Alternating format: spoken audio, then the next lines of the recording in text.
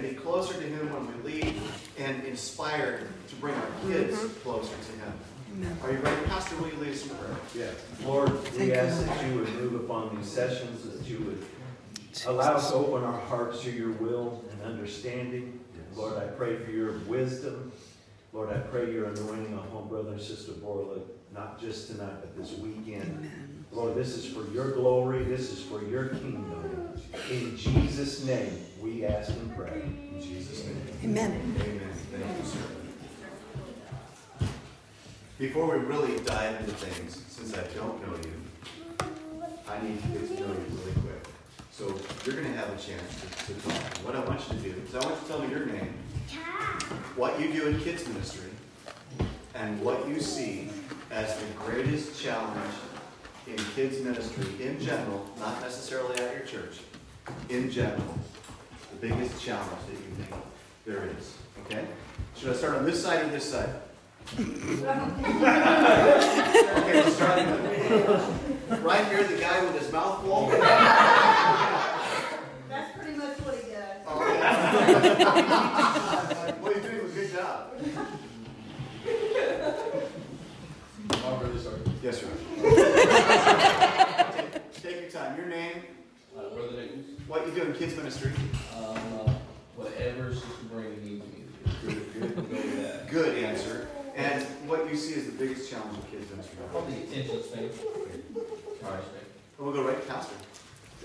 I'm Brother Romine, and I'm like Brother Nichols. I fill in wherever I can. And it's a loaded question to answer. Yes. But just trying to bring Jesus to a level of a lot of attention span, the home that they come from, and trying to be patient with that. Yeah. That patient word, yeah. The older I get, the harder that is. Brother Brownie, what's your name? My name is Brooke Browning. I drive a church van. Thank Woo-hoo! you. Yes. I think the biggest problem is the world. They've got their hands on kids. Yeah. Sister Romine, and actually I just help feed the kids when they get here. Thank you. For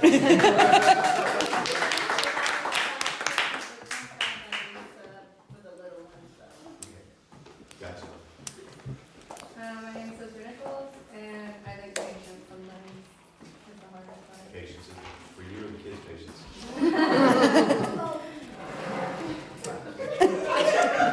Let's jump over here.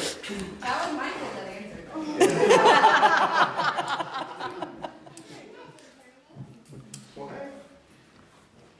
My name is Sister Weir. I am a Sunday school teacher for the 2 to 4 year olds. So I think getting these children to realize the importance of knowing the Lord. My name is Sister Weir, and I'm the Sunday school superintendent, and I help in the 2 and 4 year olds, and very attention span. I think we're going to hear that a few times.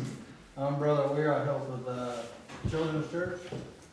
I think social media is a big impact on children that they persuade them to do certain things that they shouldn't. I'm Brother Weir, number 2. I teach the 3rd grade to 5th grade, and I think one of the biggest challenges we have on our young people nowadays is showing the importance of worship and showing the importance on how God can actually change their lives. Like Brother Romine said, is their home life. You never know what kind of background they come from. So. That's most kids. Yep. I'm Sister Ray. I just help out wherever Sister Brandy needs me. But from what I see, attention span, of course, social media, of course. But just based on things that I've been seeing in school, just the abuse and the peer pressure that they have to deal with. And they bring that here, and trying to figure out how to minister to that. I just think that's a difficult spot. It is. I'm Sister Jeannie. I teach 4 to 7, and I think I'm like them, just showing the love to them because they come in and they come from nothing. And that's my big thing is wanting to show them that we love them. That's right. That goes a long way. On the end, we have Sister Allison, I teach 1 to 3 class. I also do puppet ministry. We're trying to get that started. yes. Loving it. And I think a big importance is just getting them involved at such a young age and getting them to really understand and know the fundamentals of everything. And last but not least at this table, My name's Brother Kent. I help my wife with the 4 to 7-year-olds, and like she said, it just trying to show them love. That's the biggest thing we can do because they don't get it. They don't get a lot at home. yes, sir. That's true. They get all their attention when they're doing something wrong. Yep. You guys do a great job. We start on this side and this side.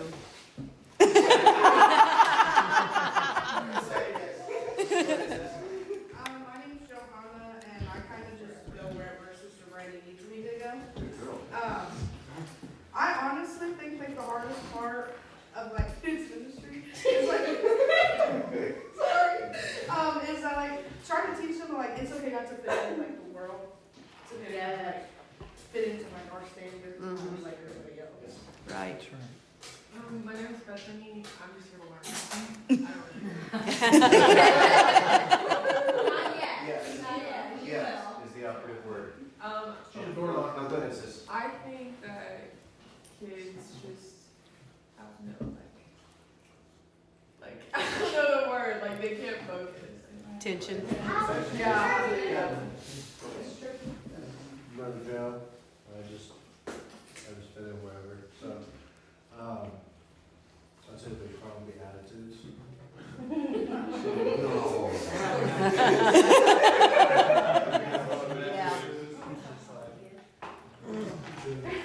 Yeah, that's probably. Big problem with the kids. Attitude. He's from Indy.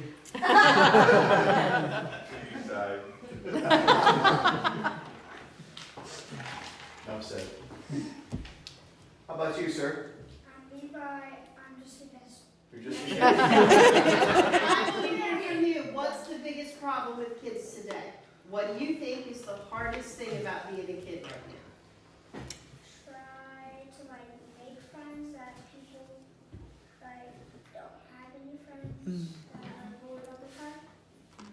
That's good. That's good. Next, Levi, we have. I help with outreach. I think the biggest issue the church faces with kids ministry is learning how to retain the kids ministry. I think the children that come, I think the biggest problem the children face is lack of a structured environment at home. Right. Sunday is no longer church day. There's no reason for you to get up, go to bed early or stay up, get up early or stay up. There's no reason to go to bed early. No reason to get up early Sunday anymore. Next to you, we have. Brady. Okay. Thank you guys for being here. Sunday school administrator. I think the biggest thing is competing with the world, especially like the entertainment. We already said social media, but helping them to feel entertained and us feeling like we have to entertain them, to teach them, and like that balance between teaching and a structured lesson and keeping them entertained and engaged. You guys do phenomenal at that. I would love to do better at that. Getting them to commit to church is one thing to get him here. It's like he said retention, but like just that being that commitment, being consistent, being here every Right. Sunday. Yes. We've had kids be the lead person in a play and not show up on Easter, and then have to throw someone else in like the very last second because there's just no commitment, no consistency. And I work in the schools too, also, so like the culture, just the lack of respect for authority. And the house of God in general, they have no respect for the house of God. Never been taught. My name is Nehemiah. I help out with super church and wherever it's needed. And I think the biggest thing is probably consistency, coming every time,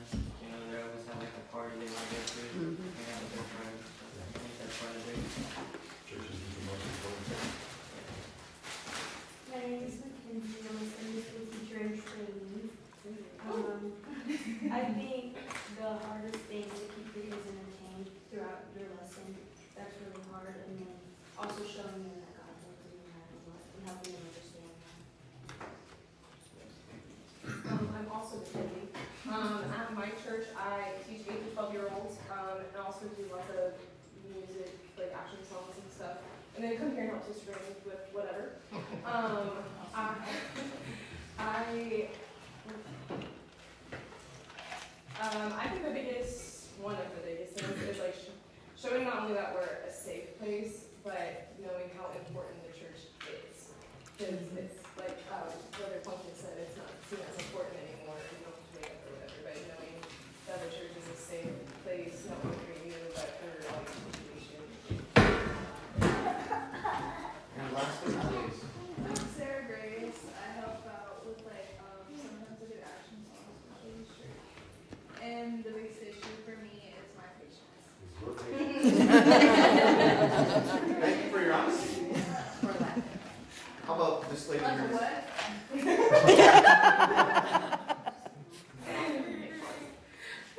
So,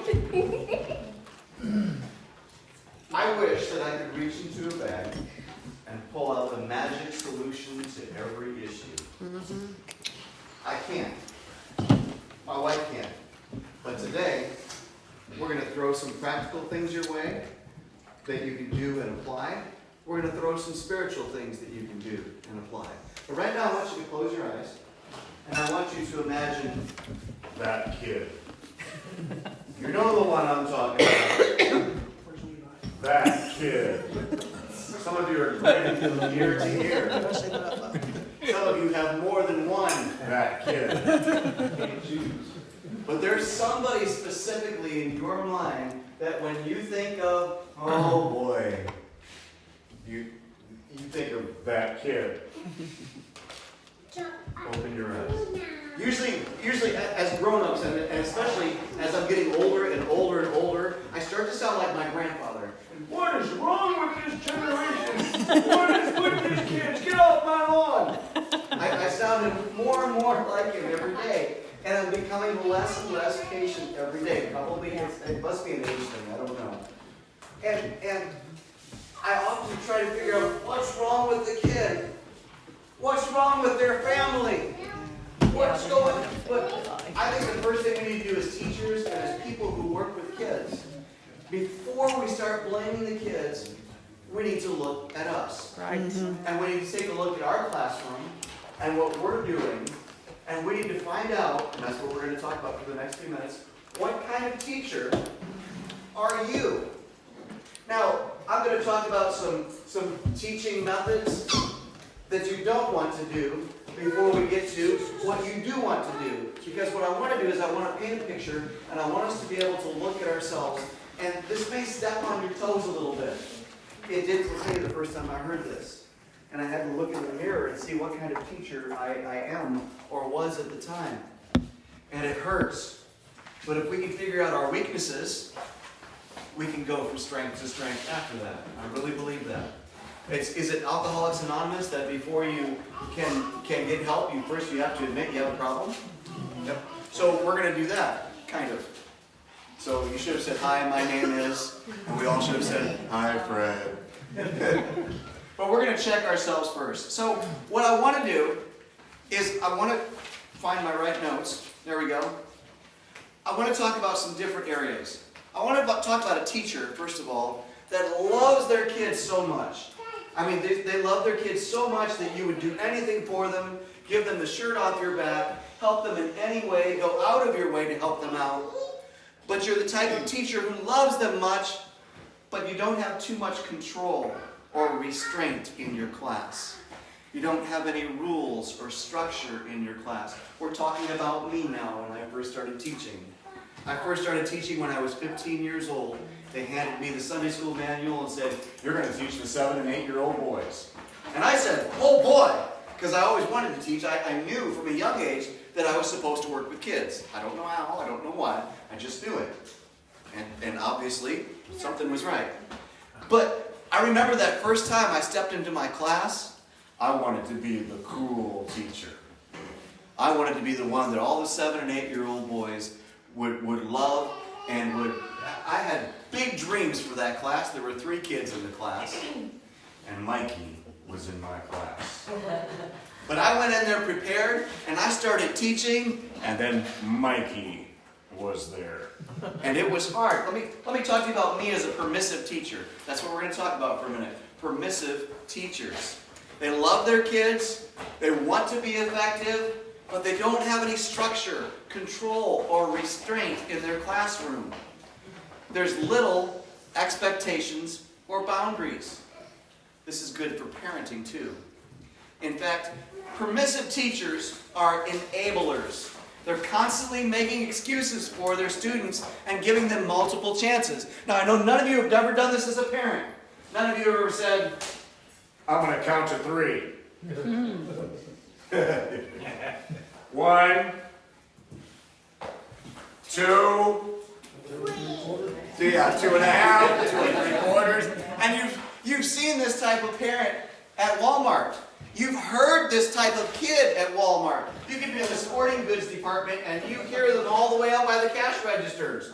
And they're saying, I want it, I want it, I want it, I want it, I want it, I want it. And mom is reasoning with them. And mom is saying, no, you need to be quiet or we're going to go out to the car. You need to be quiet or I'm going to string you up by your toenails outside on the flagpole out there. Nowadays, it's, I know you don't understand what we're doing, but just take a breath and calm down. That's what you hear now. Yeah, it is what you hear now. But the kid basically is having a power trip. Let's be honest. I might be a little old-fashioned, but basically the child is having a power trip. And I'm a permissive teacher. I need to have structure and boundaries in my classroom, along with that high love, along with loving them. Because if I don't have structure and boundaries in my classroom, the kids are going to take over. They're going to be in charge. And every time I start talking, they're going to keep on talking unless you have some rules. Permissive teachers create spoiled kids. This is also good for parenting. Permissive parents end up with spoiled kids. But there's hope. Don't raise your hand, but some of you may be a permissive teacher. You want to be perceived as the cool teacher. So let's talk about a different type of teacher. We're talking about the teacher who also doesn't have a lot of control, also doesn't have a lot of restraint, also doesn't have a lot of boundaries. But they're also on the low end of the spectrum. They don't care about the kids. They don't love the kids. They don't support the kids. They're only there because it's a job. They're only there because pastor or the Sunday school director handed them the manual and said, we don't have anybody else, you go and teach this class. And they don't really love the kids. They're filling that position. Their favorite phrases when the kids are misbehaving is, they're not my kids. As long as they don't kill each other for 45 minutes, I'm good. Not my problem.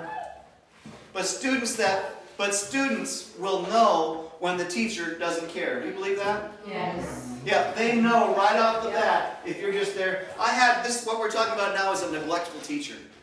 And I had a English lit class who had a neglectful teacher. Our teacher was neglectful. Mr. Sloan was neglectful. He's long gone now. But he was 1 year away from retiring, but in his mind he had already checked out. Every day he would come into the classroom and said, okay, today in literature we're studying Huckleberry Finn. And this is how old I am, he wheeled in the AV cart with the reel-to-reel film projector. And he said, today we're going to watch the 1928 silent version of Huckleberry Finn. And he would turn the film projector on and leave the classroom.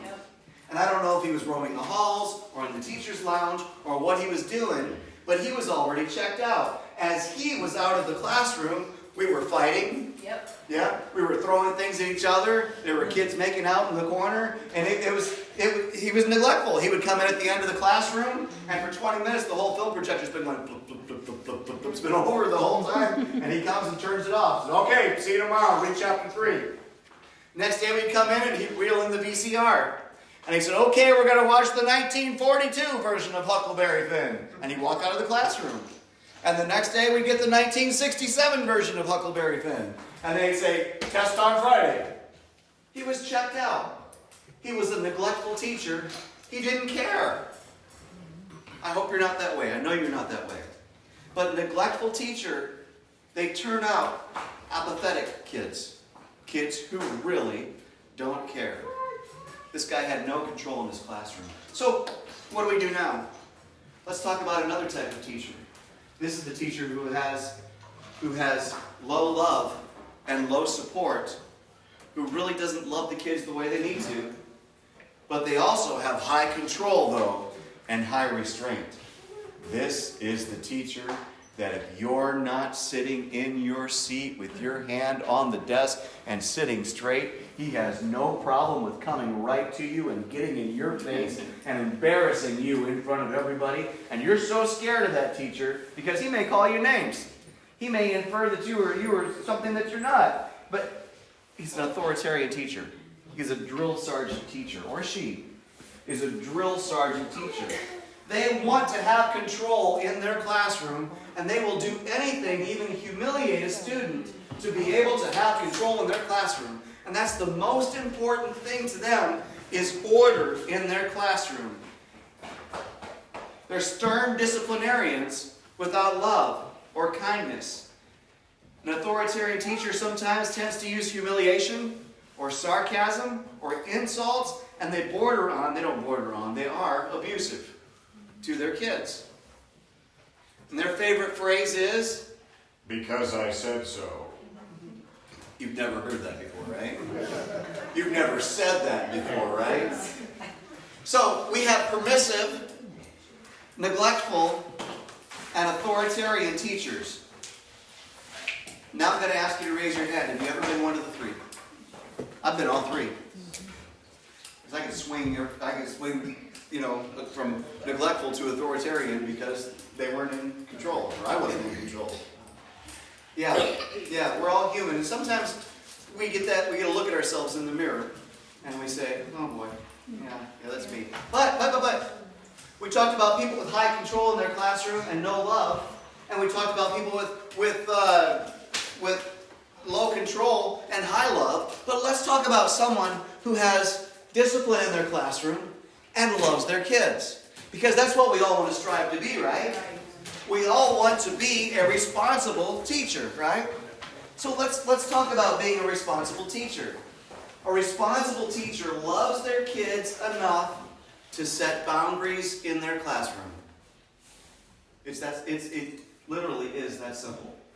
You love your students enough that you set expectations for them. That's basically what I'm saying. When I say boundaries, you set expectations for your students.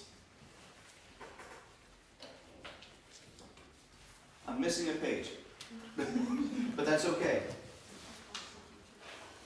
What is a responsible teacher? What do I mean by boundaries and rules?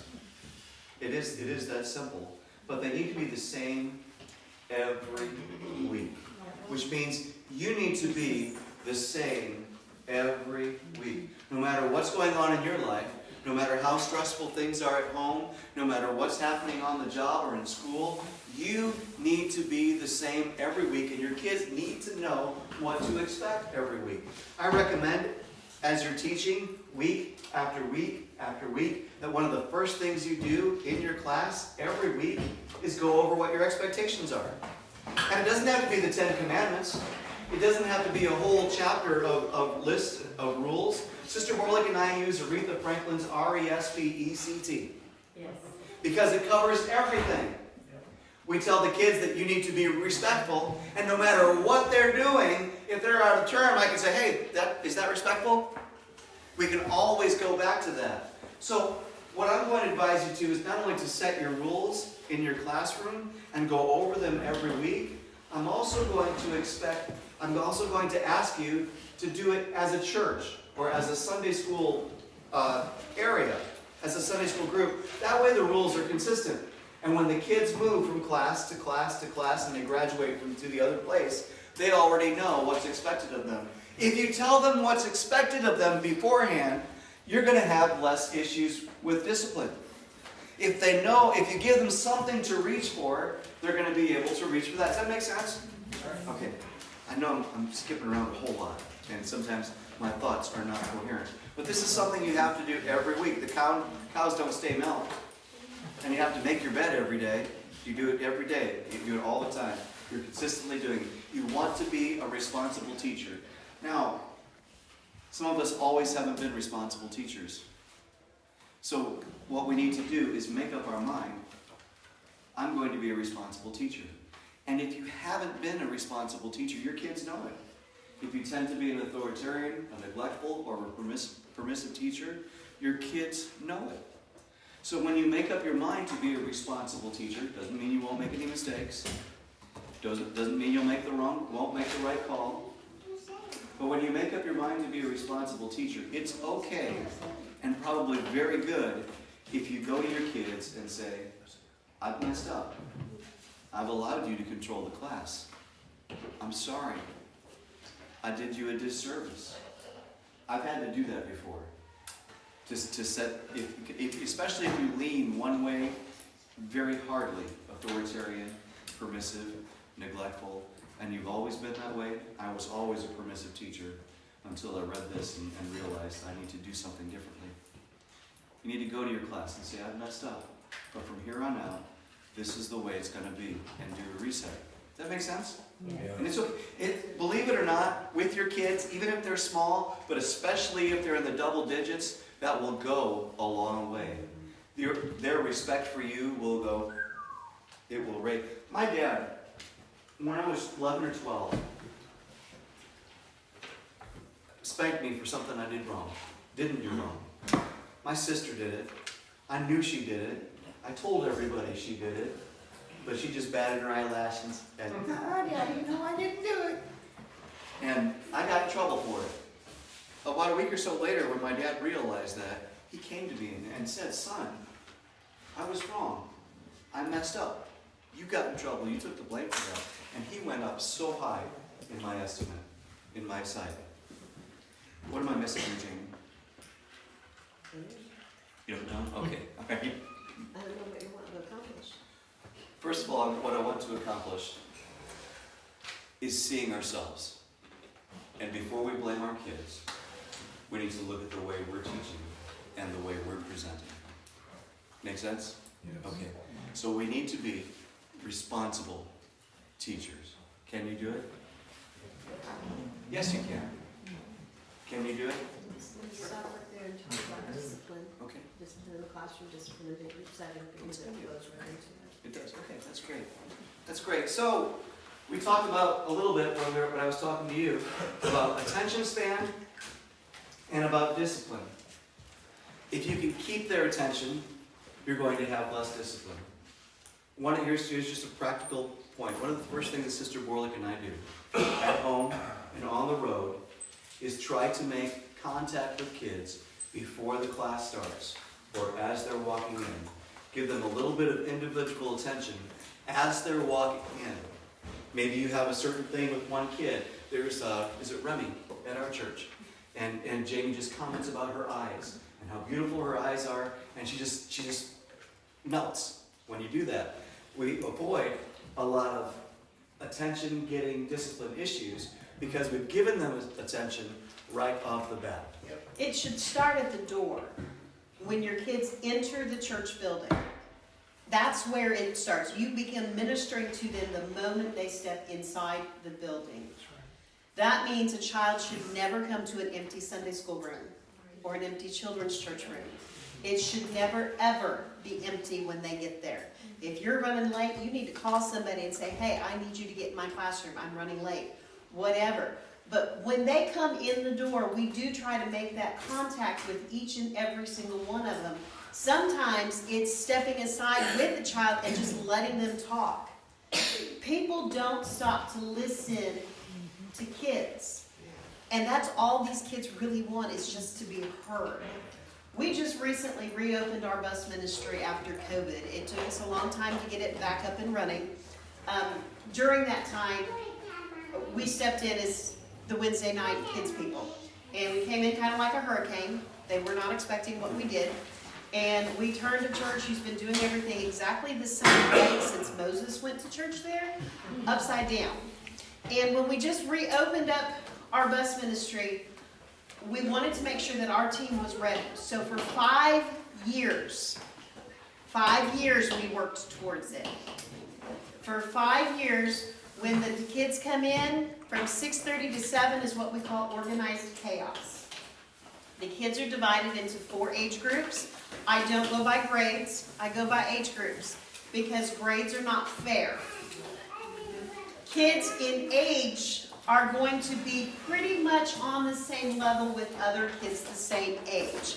But between homeschooling, private schooling, kids who failed during COVID, we have one who's in 1st grade, but he's 9 years old. So when he has to go to Sunday school, because we don't do Sundays, we only do Wednesdays, Sunday is still by grade. He's 9 years old in with 6-year-olds. Is it any wonder he doesn't want to come? That's why we go by ages. But anyway, we divide them up, and each member of our team knows their assignment. Make a connection. Make a connection with the kid. Yeah, you don't make a connection. You're beautiful.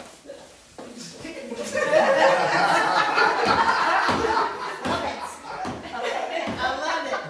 But our job is to get that connection with those kids so that they feel heard. And as they go through, they're hitting a different teacher at each station.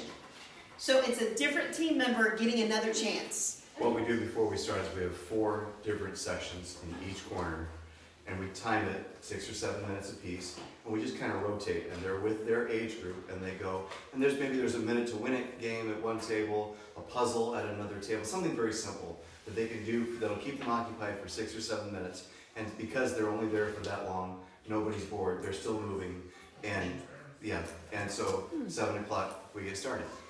We always get started right at 7 o'clock, except for right now it's Christmas program practice, and I'm trying to get us started earlier. Yeah, y'all pray for me. I got 2 more practices left. Give her strength. As I said, with our bus, we've still never made it through the whole play. With the bus route reopening, while we are prepared on Wednesday nights, we can handle them on Wednesday nights because I've got a team in place. We've trained them on discipline. Sundays are a different story because there is no expectation in place. There is no structure in place. So you need to agree together as a church. What are our expectations for our children? How do we handle it when they break those expectations? And you have to be consistent. You have to be. That also means you can't threaten. You can only promise. Do not threaten to duct tape them to the wall unless you've got a roll of duct tape in your pocket. It has to be something you can do. And so not only do you have to come up consistency with some expectations, you also have to have a consistent way that's the word I'm looking for, thank you. You also have to have consistent and the same consequences across the board for everybody, whether it's the pastor's kid or whether it's the kid who walked in for the very first time. It has to be the same. Now, can you give a little grace to someone who's a little special? No. No? Well, I do. There are kids who are wired differently. There are kids, especially if they're there their first time, or maybe there's autism or ADD or any of those special labels that people love to slap on everybody else. But there is some grace that we can extend, which means you need to know your kids. You have to know your kids. If you don't know them, you need to get to know them. Ask the kids questions. Observe them. See what they're doing. Just some of the basic discipline techniques that we like to use a lot. The number one, the very first thing that I have taught my team to do and what we do ourselves is quick praise. We are so fast to point out when our kids are doing something wrong. We are so fast to tell them, you've messed up again. But how often do we say, man, you are amazing. Well done. That was awesome. Our very first line of defense is quick praise. Some of these kids, it's the only praise, especially your bus kids. They need to hear something positive. Like I said, it starts at the door, and you need to be like Jesus. How many times have we messed up and we go to Jesus and we say, I'm sorry, I did it again, I messed up, and he forgives us. Does he come back the next time we go to him? Does he say, excuse me, we're not doing this again. We already talked about this. No, he never reminds me Mercy endures. of all the times I mess up. Do not remind your children. When they come walking in, it needs to be, oh, I'm so glad you're here. We're going to have so much fun today. This is awesome. In the back of your head, you know what they are capable of. You know how they behaved last week. You just don't voice it because they also know. And they're just waiting for one more person to remind them. And if it's something consistent, then you come up with a way, what can I do? How can I structure things so that it doesn't happen again? Or so we can avoid that issue altogether. Which is what we have just started doing with our bus kids, because we have got some children. We had 15 there Wednesday night. And unfortunately, we're not in our normal structured arrangement. So it's been chaos and confusion. And these are kids from the hood. These are kids not only from the hood, these are kids who have nothing. I had a little boy there with no undergarments on. And we were trying on costumes. So we're dealing with things that children should not have to deal with. That's right. And so we have got to be ready. We're dealing with language that our church kids are going, I've got a teenage helper where she's just for the Christmas program, but I'm probably going to try to coach her from the youth group and keep her because she's amazing with the little ones. She calls me to the side, Sister B, I don't know what to do, Sister B. She said the N-word. 4-year-old. 4-year-old. I said, Lexi, that's probably what she's used to hearing. Just remind her we don't talk like that, and then ignore it. Well, you'll have to remind her next week not to say it. I said, no, we're not going to remind her next week not to say it. If she says it, you remind her then. But let's not remind her before she says it. We don't need to do that. The other thing that we have done with all of our bus kids is the buddy system. I love my buddies. Buddies are phenomenal. A buddy is a one-on-one person. We call them one-to-ones. We have a couple that are actually 2-on-1 because they'll wear you out. But you get somebody. Grandparents are fantastic. Responsible teenagers are incredible. Responsible teenagers are incredible. I had one wanted to come help, and I don't know where they were. They were not where they were supposed to be. Responsible teenagers are awesome. Teachers age, your floaters are great. But what that does is you put that one person with your one child who's having a rough time getting acclimated to your expectations. Their job is to discipline that child. Whatever that looks like in your world, whether it's take them for a walk, whether it's to remind them, whether it's to constantly be saying, shut your mouth, shut your mouth, shut your mouth, shut your mouth. Whatever it is in your world with your expectations, that one person is responsible for your child who needs some extra attention. That way the Sunday school teacher or children's church worker doesn't have to stop teaching to handle the discipline problem. They can keep on going. That discipline problem is handled. In most cases, you can have a buddy for, a month or two, tops. And by then, your child could and should be Most of the acclimated time to they get it down and pat. When we do it at our church and what we do out on the road, they look totally different, okay? Our kids at our home church do not get what you're going to see this weekend. They don't get that. We use a curriculum. We teach from a curriculum on Wednesday nights. I have a team. So I've got one who's doing memory verse, one who's doing object lesson, one who's doing action songs. The reason I have a team is because life happens. People get sick. People go on vacations. If I have a team, somebody else can step in and keep it going. But we had to get on the same page with discipline. Our buddy system is very, very important. But we have some other tricks. I have 7, I think it's getting ready to go up to 9, that are classified as special needs.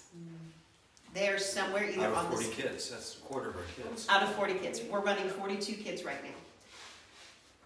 Those 7, we do have to give some extra grace. We have to. But we have to do it in a way that the other kids are not going to think we're playing favorites, we're being special. Have you heard of Able Ministries? I love the concept of what Able Ministries is doing. I disagree with the execution. And so you can take this for what it's worth. As my daughters say, chew up the meat and spit out the bones. Okay?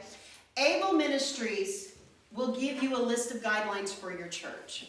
We have been called into several churches saying, this is not working. We can't do this. I don't know what to do. We can't do this.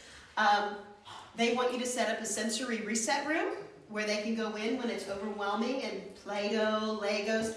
That will not work for our church. Once the other kids find out that there's Play-Doh and Legos in the room. They don't have to listen to the lesson. They get to go in there. I need that. Yeah, no, that is not going to work for my church because next thing you know, all 42 kids are going to need to be in there.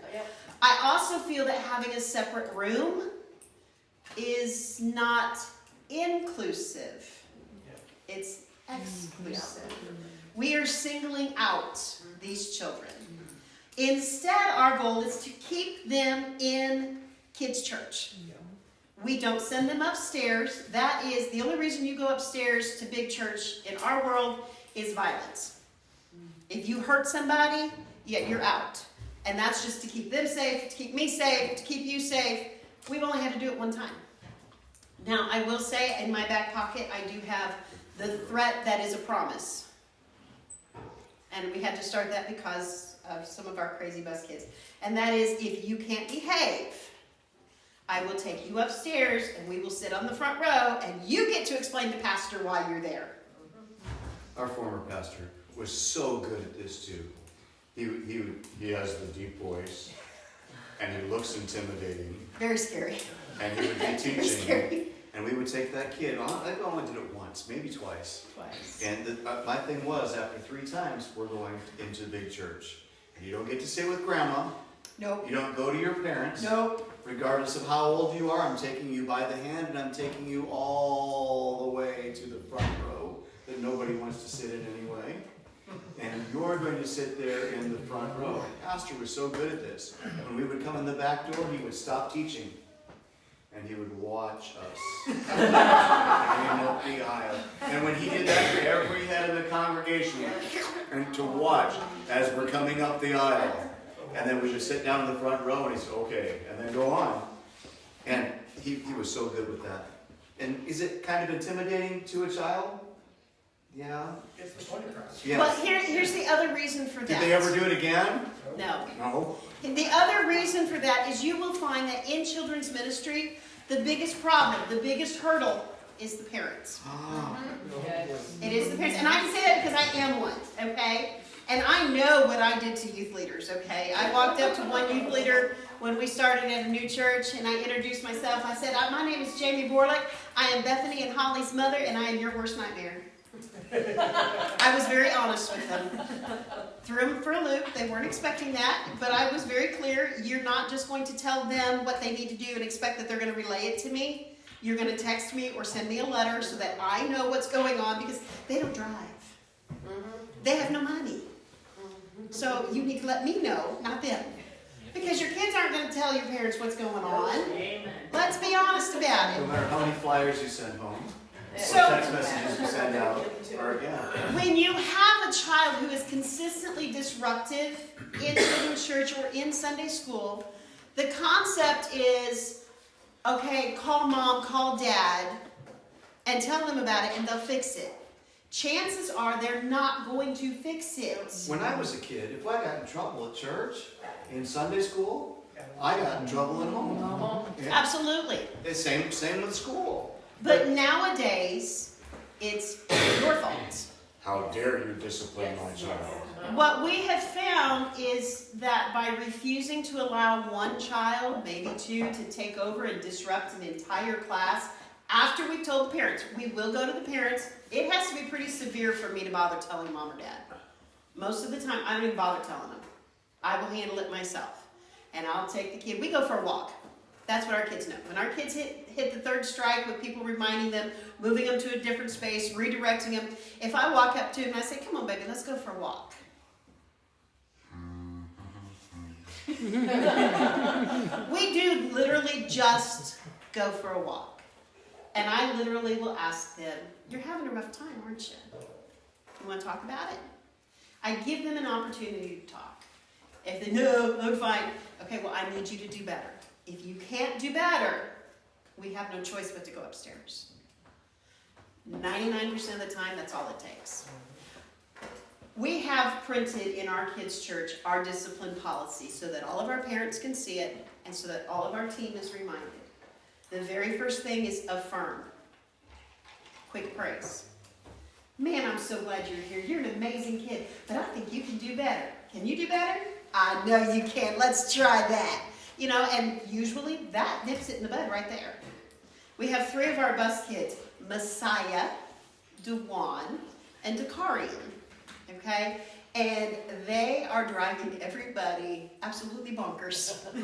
And I think they are absolutely wonderful because I know where they're coming from.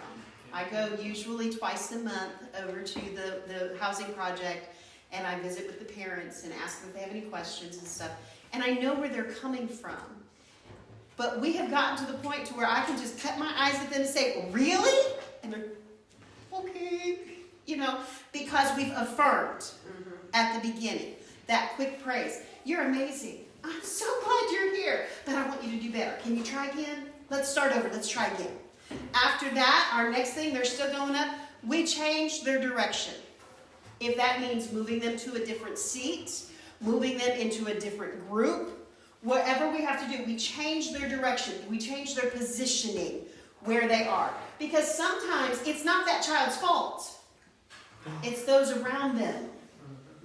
Okay, how many of you have ever had the instigator in your family? Yep. I've got 3 daughters. Oh, look, brothers are exchanging looks over here. I have 3 daughters, and our middle one, oh my word. Now, our middle one is very blonde, very pretty, very quiet, and you'd never imagine that she was the instigator.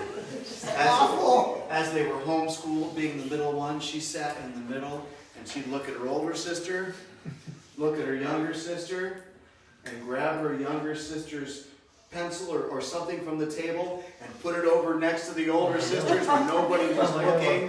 And man, it would start. And she would just sit back and never say a word, look so innocent. So sometimes where your child is sitting, if you're constantly having problems, move them. Change their direction. Put them in a different place. We had 2 groups of our kids that were going at it. 3 older girls, 3 older boys. And they all sit together. And I took the 3 older girls and I moved them. we suddenly needed their help with the smaller kids. Oh, you guys are perfect. Come on over here and you can help. I moved them and we had peace because we moved it. If that doesn't work, we give the reminder. And downstairs, the reminder, what I've taught them all, the only ones who don't do it, I've got 2 men who work down there with me and they don't do it. But our reminder looks like this. Hey, sweetheart, we're having a rough time, aren't we? Yeah. Can you do better? Yeah. Let's try again, okay, because I believe in you and I think you can do better. Yes, ma'am. Our kids know when they feel that arm come around their shoulders, this is your last chance, bud. Unless they're special, and then it'll be, let's go take a walk. Back to Able Ministries with the special needs. What we do is we have a bag. Right now it's in my cabinet because my teachers asked me to take it out of the bag, so it's just in an open cabinet. We have fidgets. We have noise-canceling headphones. We have stuffed animals. I go through stuffed animals like you wouldn't believe. They've been donated. Thank you, Jesus. Some of our older ladies cleaned out their houses and gave me a ton of teddy bears. And I have a weighted blanket. Because when they're getting worked up, I don't have a separate room to take them to. But we do have a cool-down corner. The cool-down corner is removed from the rest of the children. Nobody needs to see them when they're upset. Nobody needs to be staring at them and watching them have a meltdown. the way our church is set up, we have our fellowship hall like this, but then we have, like, through these doors would be our dining hall, which is the kitchen, and then there's several tables and chairs. But there's doors that close off, and there's 2 bathrooms back there. We go into the kitchen, and we have a corner of the cabinets that nobody can see. And that's where we put the child. We'll give them the weighted blanket if we know that helps. I usually always give them a stuffy and say, here, baby, just hold on to it. Now you sit here, take a breath, and you tell me when you're ready, okay? And then I just turn my back to them, and I give them their space. Does it take long? No. 2 or 3 minutes. I don't have to give up an entire Sunday school room for one child, and we're going back to kids' church. This is not playtime. I'm not giving them toys. Take a breath, calm down, and sometimes it's, okay, you want to talk about it? And I've got some that'll talk. I've got some that won't, but I've got some that will talk. But a lot of times it's just something was too overstimulating. Something was too overwhelming. And by removing them from that situation and giving them that opportunity to calm down, it changes everything. And they still get to go back to kids' church, and mom and dad get to get some Jesus upstairs. So what happens if everybody's misbehaving? You ever had that day when you're just, I don't know if it's a full moon or something in the water or something's going on, and your whole class is, what can you do? Here's something you can do that we tried in the past, and it works. So, boys and girls, you're going to be in my classroom. You'll need to set this up ahead of time if you can tell your kids are... You're going to be in my classroom for today. Boys and girls, today when you leave, see these candy bars here? Today when we leave, everybody's going to get one. You can come and pick out a Reese's or a Hershey's or a Kit Kat or whatever it is you like when we leave. But there's a catch. On the wall right here, we have 3 pink balloons taped to the wall for you girls. And on the wall over here, we have 3 blue balloons taped over here for you boys. And if you're getting out of line again, and you're messing up, and you're causing a distraction, I like to pick on him already. And if you're causing a distraction and crawling under the tables and doing all the things that you shouldn't do, I'm not going to come and yell at you. But I am going to make eye contact with you, and I'm going to walk over to one of those blue balloons and pop it. Now the thing is, boys, if all the 3 balloons are popped, none of the boys are getting a candy bar when we leave. What's going to happen when I pop that balloon? 2 things are going to happen. First of all, I'm going to have everybody's attention because there's the loud pop. Second of all, every boy is going to stare at him and give him the stink eye because he might be coming between them and their candy bar. You want to talk about positive peer pressure? That is it. When every boy knows. Now the secret is we never plan on breaking every balloon. It's never our goal. Usually it goes 1 or 2 times and we've got their attention and it brings everything back into focus. And then if you really need to get things back into focus, you can go over and pop one of the girls.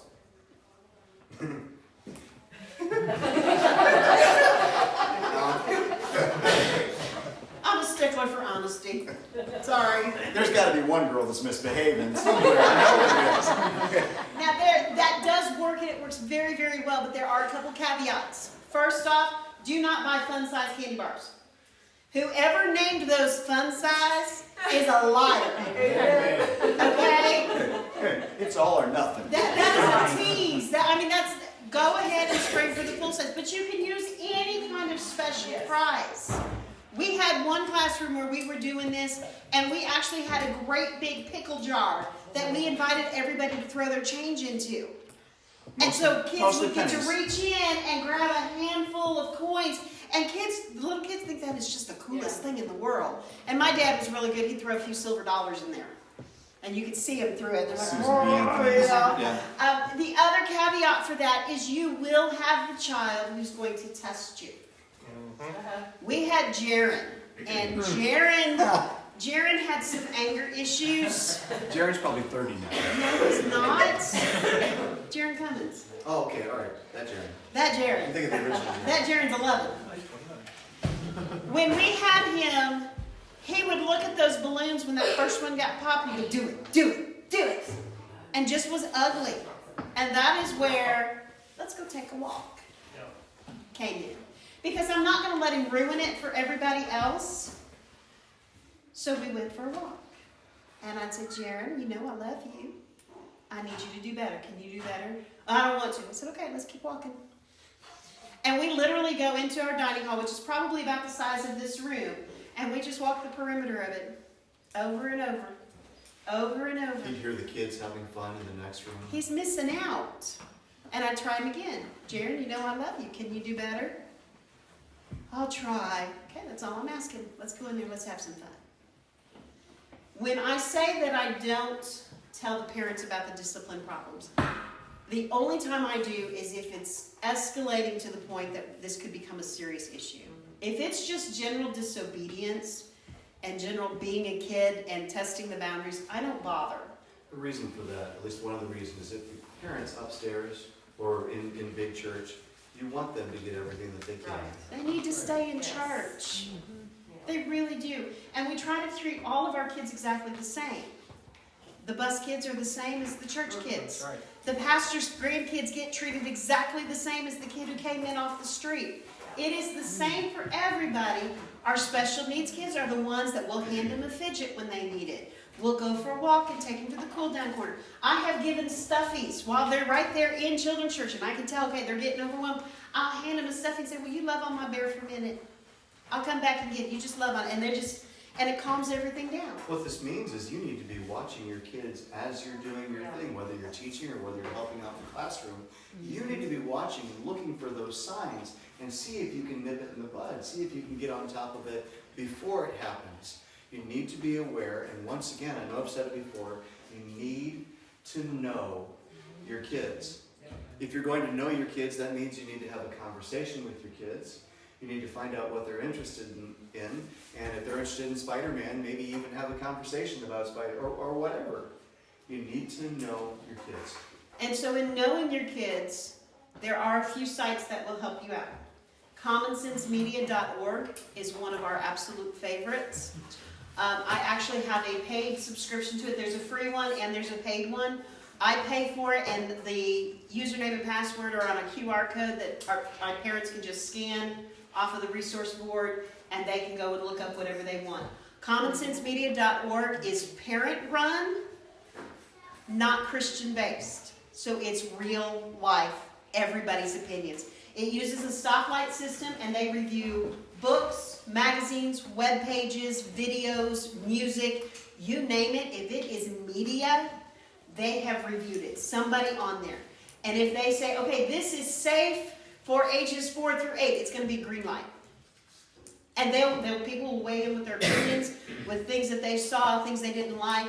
If they say, okay, no, they don't need to be, nobody needs to be near this, it'll be red light. If it's, well, you need to decide with your kids, it's going to be a yellow light. But you can literally look up anything. You can look up the newest movies. You can look up the newest songs. Somebody will have reviewed it. The other one that we like is Does the Dog Die? .com. Does the dog die? That will tell you, if you look up a movie, it's going to tell you if there's anything in that might trigger somebody. That's what I like to use it for, because then it gives me a heads up. When my kids start talking about something that they're seeing, I go look it up. I do not have enough time in my life to watch everything that these kids are watching. But I can go look it up. And if it comes up and it says, oh, this has a questionable love scene, okay, we need to have a conversation about this. So we use those, and of course there's always Plugged In. Everybody's familiar with Plugged In from Focus on the Family. They still do an amazing job from a Bible-based perspective, reviewing your movies and your websites. It's an incredible thing. Video games, yeah, everything. Lyric Mania, if you hear kids singing a song and you can't understand what they're singing, you can go to Lyric Mania and type in the title of the song, or as close as you can get to it, and it'll pull up all the words to the song. I probably couldn't even understand what they were saying. That's why I use Lyric Mania, because half the time I can't understand what You're they're either singing. mumbling or screaming. Yeah. So we use that a lot because I'll have kids, hey, I heard this song at school. Can we do it here at church? Well, let me look at it, bud. Yeah. Okay, because I don't know it yet, so let me look at it first. And usually if I tell them that, I've got at least a week. At least a week. When you're disciplining your kids, be very, very careful that you don't humiliate them. Do not call them names. Do not shame them. We all mess up. We are all sinners, no matter what. You have to be like Jesus. I love you. This is not good behavior. I need you to change it. Aren't you glad that he throws what we've done wrong from the east to the west? Thank God. And have you had the children come in that you can't tell if they're boy or girl? If you haven't had them yet, they're coming. They are coming. So we have gotten ahead of that. When we have to divide up for games, it's if Jesus made you a boy, go over there. If Jesus made you a girl, go over there. And I had one of our bus kids say, well, I want to be a girl today. I said, hey, you're not arguing with me. You've got to argue with Jesus. So until he gives you an answer, go over there with the boys. And we're done. Okay? That's the other secret to it. Don't argue. Do you know if you tell them what they got to do and then walk away, there's nobody for them to argue with? There's nobody there. Sometimes we live in such a sensitive age where everybody is so sensitive, but you're still the teacher.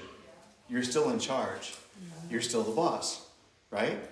Everybody say, if you don't believe it, even if you don't believe it, like this, you're still the teacher. You're still the adult in the room. You're still in charge. And I'm sure your leadership will say, yes, you're in charge. You're empowered to do what you need to do. Your main thing is be firm. Take the authority that your pastor has given you and do it with love. Love them so much. Set expectations. Any questions on discipline before we move on to something different? I do have a question.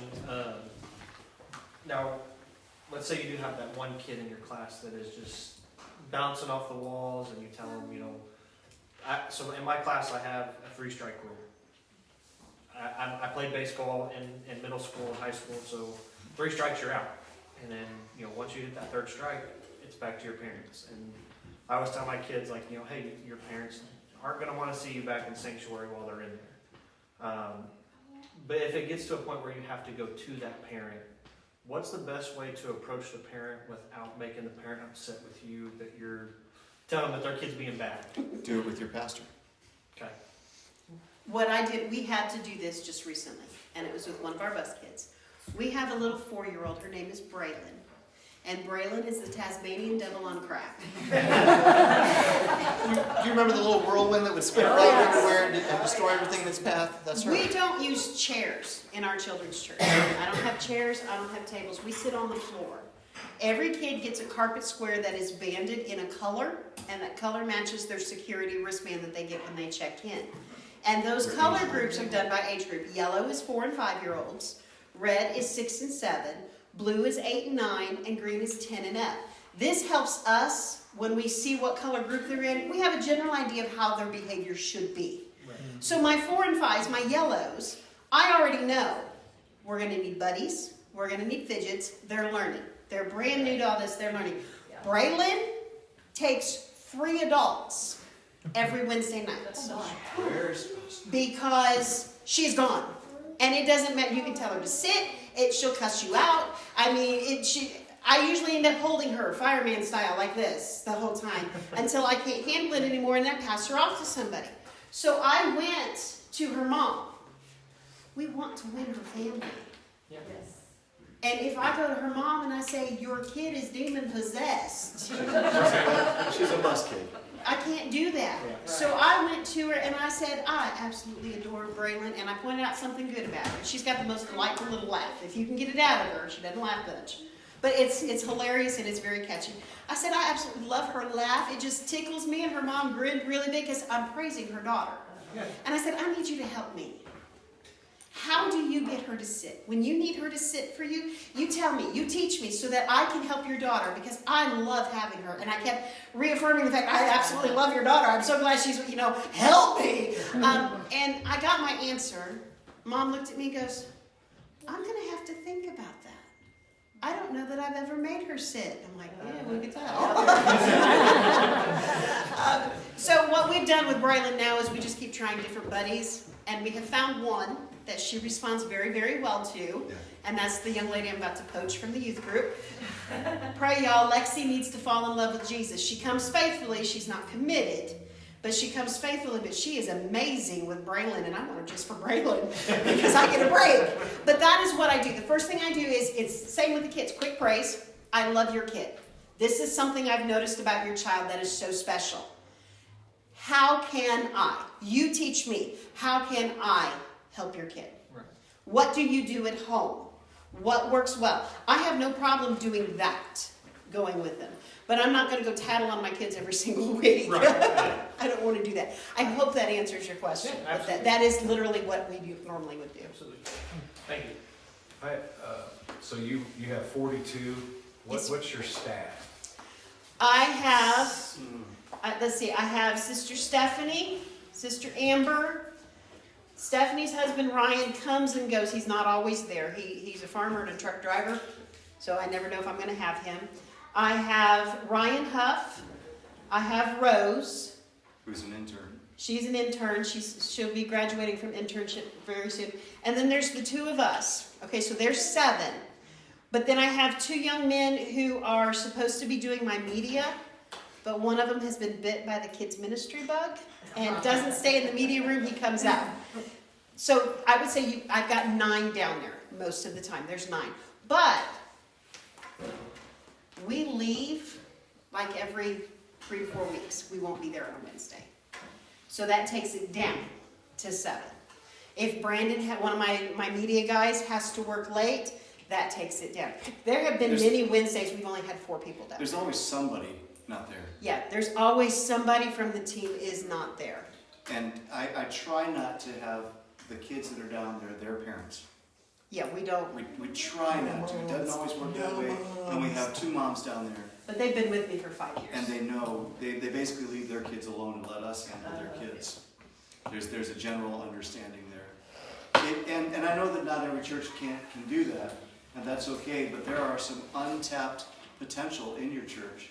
Somebody that you would never think of. We have a guy working in our kids' church who is 35 years old, lives in his mom's basement, and never did anything. But I saw how well that he works with his nieces and nephews who were there at the church. And I saw some kind of potential in this guy.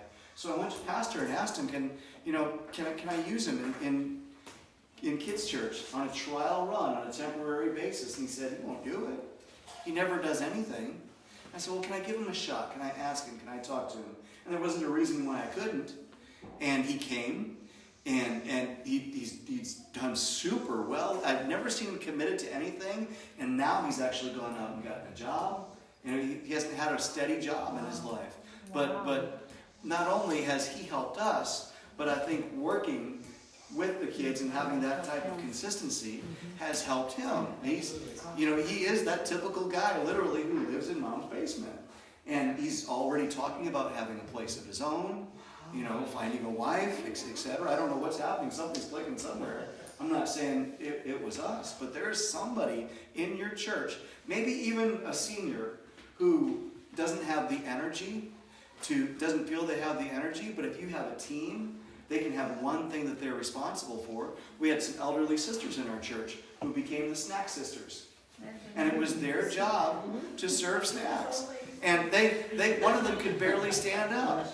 But every kid who went through the line, they would talk to them as they went through the line. They'd get a high five or a hug, and they made that connection with the kids. And that was some way that they can contribute. Somewhere in your church, maybe a teenager, someone who is bitten by the kids ministry bug, or you feel has potential somewhere, there's somebody in your church who can help out. For the team dynamics, if I have all of your kids that are normal, if you want to use that word, I just call them typicals. If I have typical kids that I don't have to worry about any kind of special needs or diagnosis, I'm good with a 1-to-8, 1-to-10 ratio. Because if you've got your rules set in place and you can follow, one person can handle 8 to 10 typicals with no problem. But when you start adding into the mix, I have 3 that are ADHD. I have 2 that are severe trauma. They went through a very rough time before they were adopted, and sometimes they need a one-on-one buddy. It just depends on, we can always tell when they've had a bad day. When their older brother was down there with us, he had to have a buddy. And that buddy stayed back, but was constantly having to, he ate his socks one Wednesday night. Literally peeled his socks apart piece by piece and ate them. He has to be, he needs a buddy. They moved him to the youth group before he was ready. He stayed with me an extra year, and he should still be with me because he's been there for Christmas program practices because I have all the youth involved. He's not there. He's somewhere else. So when you get into that kind of dynamic, we're looking at 1 to 3, 1 to 4 as our numbers for ratio. It just depends on your kids and what your kids need. On a typical Wednesday night, if I have 4 adults, it's tough, but we can make it work. It's very tough. Which means some discipline issues, once again, we're going back to us. What we present to our kids needs to be engaging. It needs to keep their attention. It needs to be, we can't just stand up behind a lectern and talk to them. I'm very fortunate and happy that you haven't fallen asleep tonight. But Brother Nichols has come close. Yeah, he's come close. Just pleasure. He's come close. I know, but he's been working hard today. Okay. Yeah. Yeah. But you need to, once again, you need to look at yourself and make sure that what you're doing is engaging. Now, do you have to do somersaults? And do you have to have a whole circus act to keep the kids' attention? Sometimes. Yeah. Sometimes you do.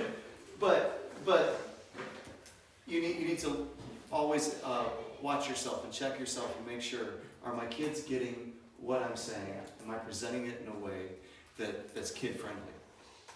As I get older, I'm finding it harder and harder. I'm a big kid myself, but sometimes I'm talking over the kids' heads and not even thinking about it. But you need to think like an 8-year-old, like a 6-year-old, or whoever's in your class, and look at it from their perspective. Because a kid's first order of business, when they walk into church, they're not thinking, bless God, I'm prayed up and I'm ready for revival. Come on, teach me, teacher. They're not ready for that. They walk into your class and say, is this going to be fun? What do they have for me? How can you engage me, teacher? Are you going to be able to hold my attention? Is it going to be fun? Yeah, snacks. Snacks are important. Feed your kids. Feed your kids. Yeah. Absolutely.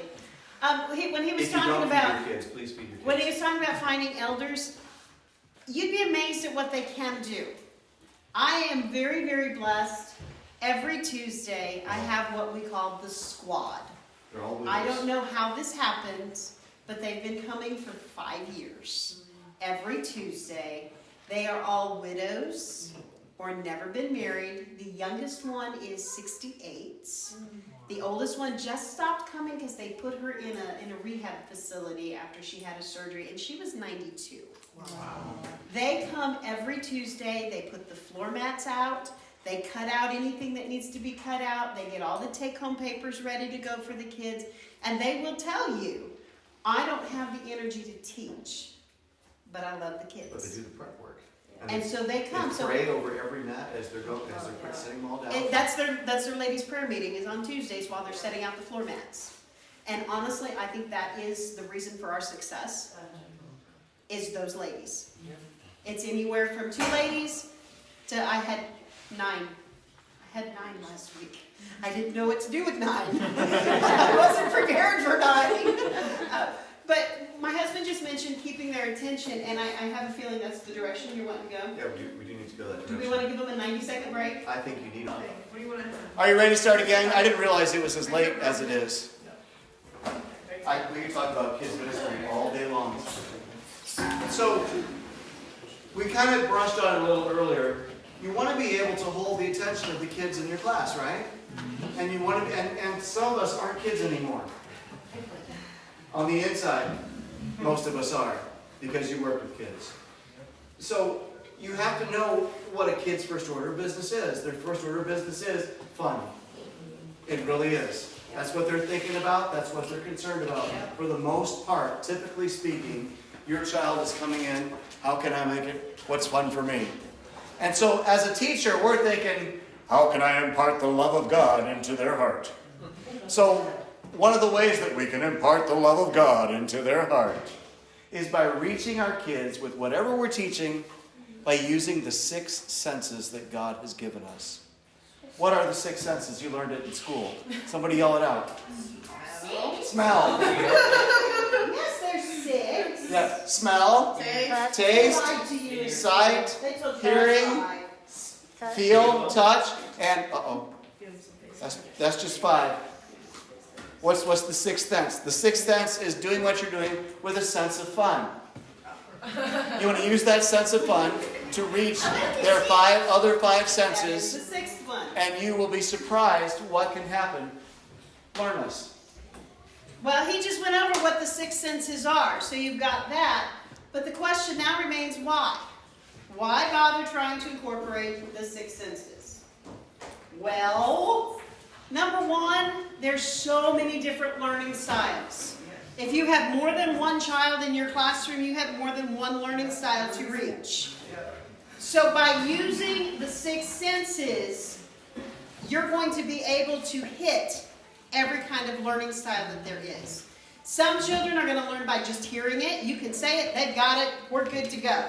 You've got some who they have to see something. You've got to give them some kind of visual aid so that they can see it. You've got some who are going to need something to do while you're teaching so they can connect what they're doing with their hands to what they're hearing.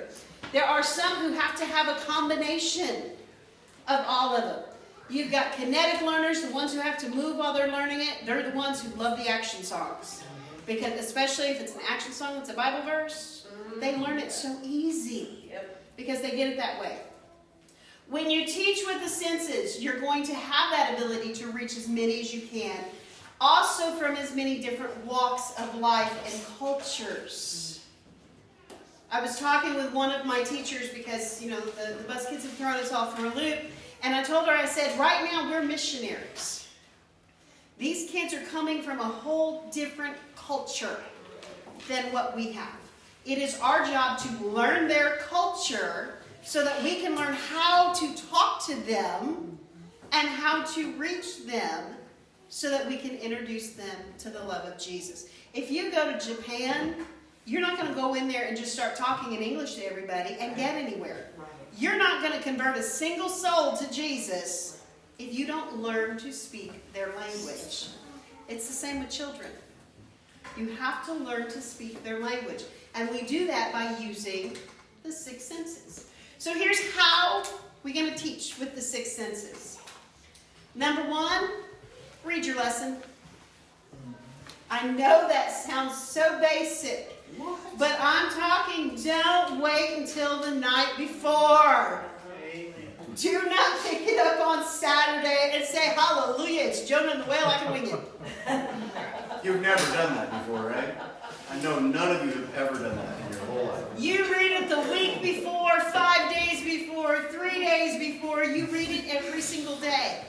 Because by the time Sunday comes, you're leaving your book behind. Do not walk into your Sunday school room with your teacher's manual held in front of your face. Do you know how boring that is? And there's another problem. If your kids can only see the back, that means you can't see their faces. You have no idea what they're doing. I've gone, we had one of my ladies, she insisted she had to have the book, so she took the book up her first time teaching a Wednesday night, and I walked by and I took the book out of her hands while she was teaching. I said, no ma'am. Okay, all right. I said, you can take a Bible up with you, that's all. That's the only book you're allowed to take up there with you is a Bible. She literally photocopied the lesson, cut it into strips, and put it inside. We took her Bible the next week, and she had it written on her arm. She said she taught like this. Teaching like this. The whole time, and I'm like, that is such a weird position. She had it written on her arms. The Bible says that we should be kind to one another. When you're reading the lesson, you are becoming familiar with the lesson and the points that are going to be taught. You have to be familiar with it. Believe it or not, you cannot fool a kid. You might think you have. They know if you're engaged or not. They know if you're really in this or if you're just going through the motions. And if they're like my kids, they'll call you out. They'll let you know. So as you become familiar with that lesson, you need to ask yourself who, what, when, where, and why. Ask yourself, who is this story or lesson about? And figure out, what do you already know about that person? What can you learn about that person? Or what can you make up about that person? It is okay to add some details to a Bible character's life that might not be in the Bible, but probably were accurate. One of my favorite resources is the Jewish oral histories. If you go to Google and you type it in, you find out all of the things that have been passed down through the Jewish oral histories. It's like with Esther, she was not the most beautiful girl in the land. That's why her beauty treatments lasted so long. They were trying. They were trying hard. Everybody else, according to the Jewish oral histories, their beauty treatments were a couple weeks. Esther was over a year. They were trying. She needs some work. She needed some help. But there was something about her that was irresistible. And we know it's because she was God's chosen one. But it made her irresistible, and everybody was drawn to her. Well, that's not how we teach it. We teach, she was the most beautiful in the land. Well, according to Jewish oral histories, no, she wasn't. So it's a fun way to go and find out some more information about the characters. Ask yourself what the story is about. Please don't ever lose sight of what it is about. The lessons that are in our Bible stories are there for a reason. You know that actually the story of Jonah is a story about peer pressure? But we don't teach that. We teach about the disobedience, and we stop there. There's more to the story. Go a little bit farther. It's a great lesson about peer pressure. When does this story or lesson take place? Did it happen before Jesus? Did it happen after Jesus came? Has it happened after Jesus went to heaven? When does it take place? And believe it or not, it's okay to change the location, to put it in a modern day setting. Can we give a caveat here? Sure. Yeah. We had a group of kids who were church kids. We were in our 20s at this time, so it's been at least 5 years. Anyway, we had a group of kids that were all church kids, and they all knew the Bible stories. They've all been through the PPH curriculum. They knew everything inside out and backward and forward. And every time we would start to teach, they would teach it for us. And so one day we had Jonah and the whale in our curriculum, and we knew these kids know the story already. They know that's what's going to happen. What can we do? How can we switch it up on them?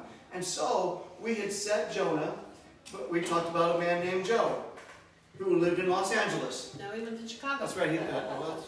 It's been He was 5 in the years. middle. It's been 5 years. It's been 5 years. Anyway, he lived in Chicago, and God spoke to Joe one day and told him, I want you to go to Los Angeles. And I want you to go over there and preach to Los Angeles, and because I'm going to destroy the place because they're so crazy over there. Maybe it was San Francisco. That was probably it. Because they're so crazy over there in San Francisco.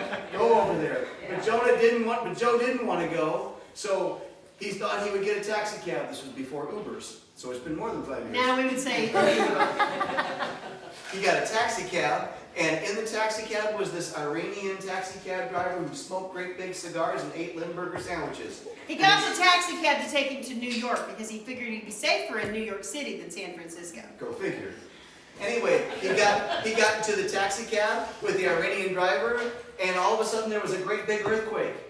And the earthquake happened, and the taxi cab driver and Joe were stuck between two big pieces of earth, and they couldn't get out.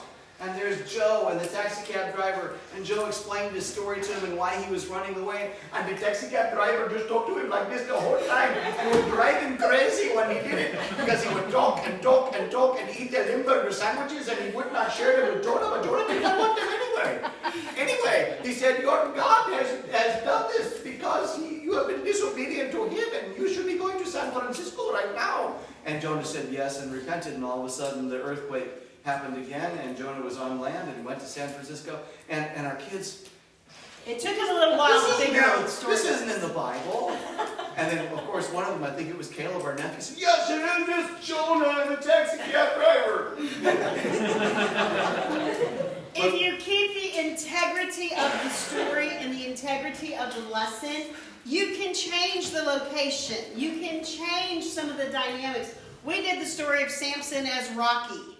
You know what I mean? I'm married to the man of a million voices, so I have that as a fantastic resource. Adrian. Yeah. Yes. So where does this story or lesson happen? What do you know about that location that we could actually transport your children there? And then, of course, the last one is why. Why are we telling this story? So you need to choose which of the 6 senses that you think you can incorporate into your lesson. Some of them are super, super easy, okay? Others, you're really going to have to stop and think about it. Some of the stories, you'll be able to use a lot of the 6 senses. Some of them, you might only get 1 or 2. That's okay. If you can incorporate at least one of the 6 senses into your lesson every time you teach, you will hold their attention better. This is also going to bring up another point that we've made multiple times, and we'll make it multiple times the rest of the weekend. Know your students, okay? Because you're getting ready to bring scents, sounds, things like that into your room. You need to know. I am a certified aromatherapist, and I'm also an asthmatic. Do not use essential oils in your classroom. I'm sorry, they're not safe.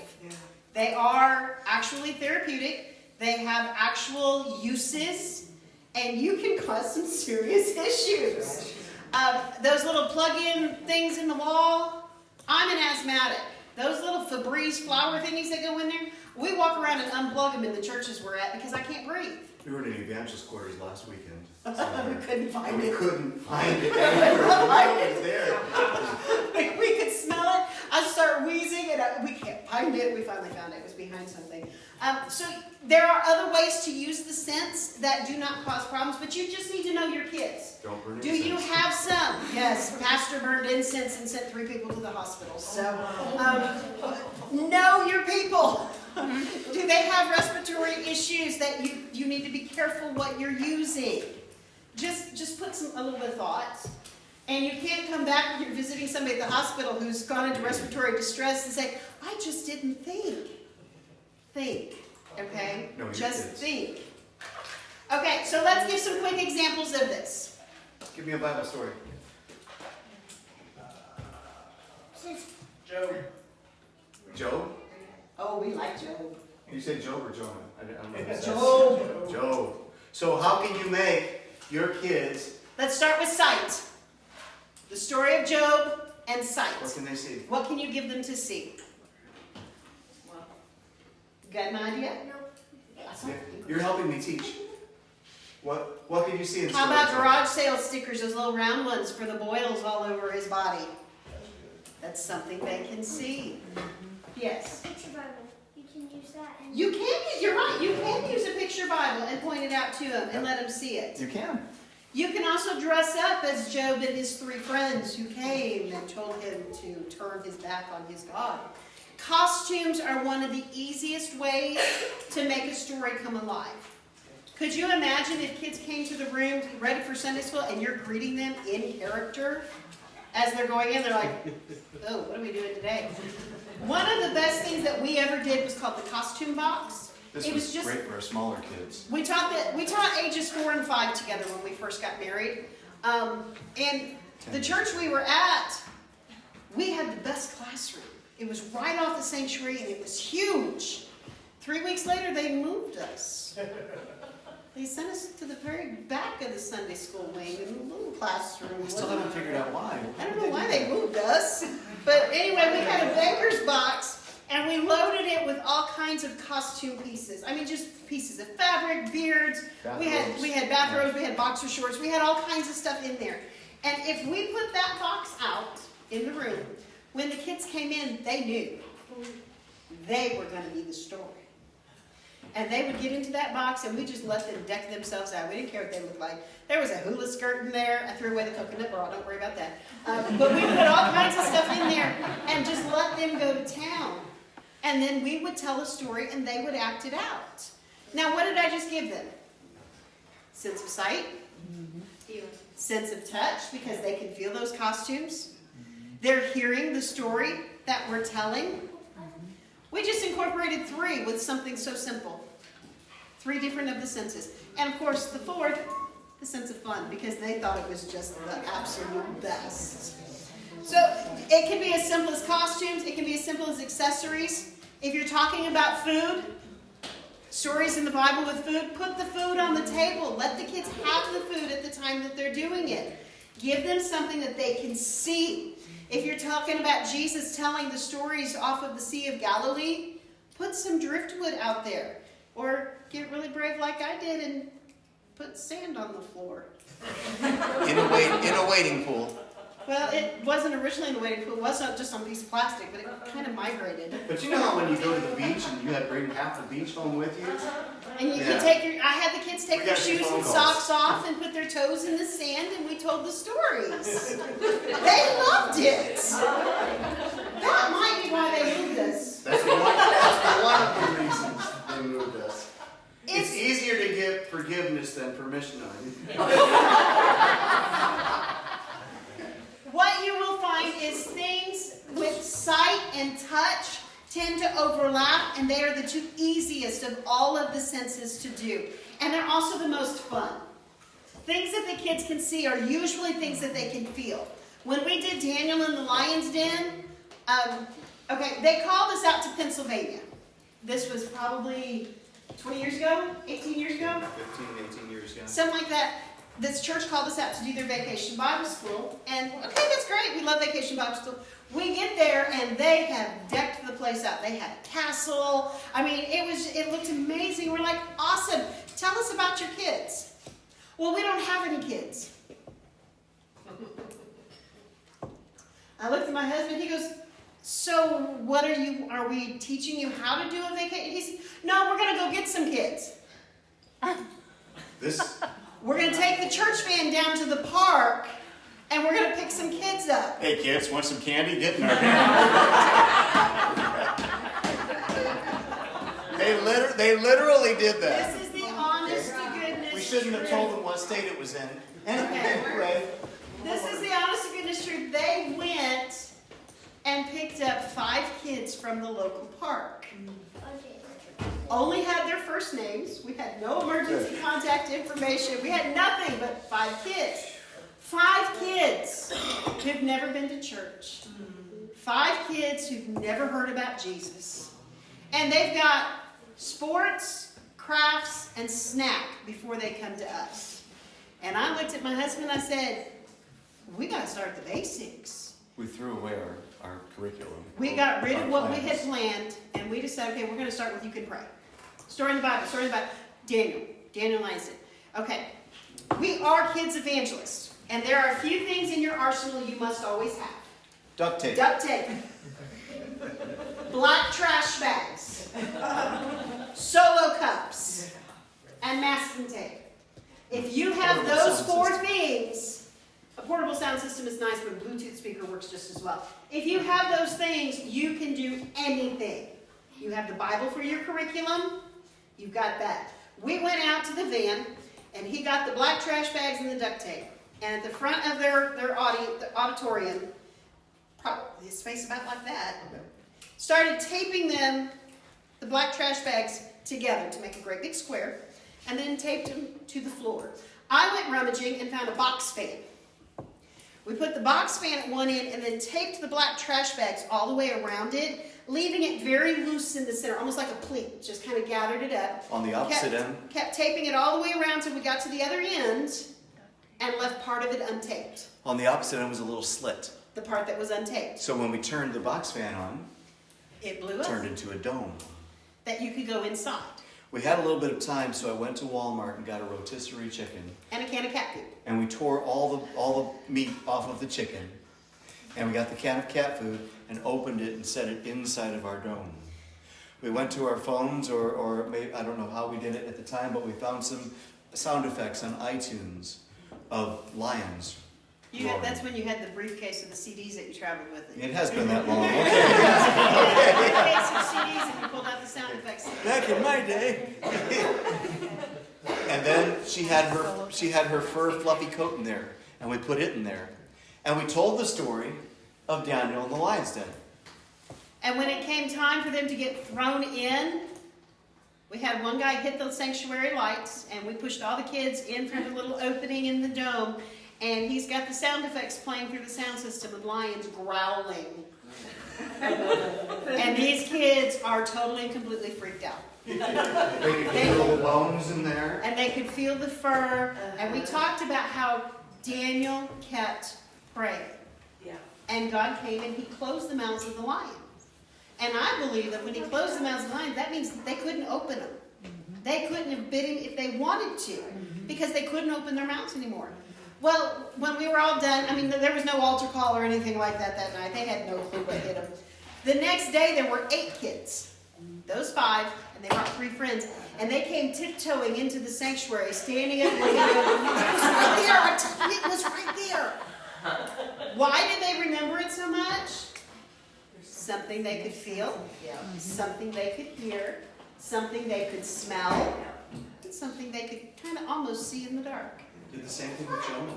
Did it once on Easter and talked about the empty tomb. They can go into the empty tomb and see Jesus is not there. We had his grave clothes folded up neatly, and we had someone as the gravekeeper, or the gardener, and he's gone. He's gone. They put the big stone in front of it, and now he's alive. But you can do something like that if you have an empty room and you want to totally black it out and shove them all in there. I mean, do the outside of it as the mouth of the whale and just throw it in there. I would do that.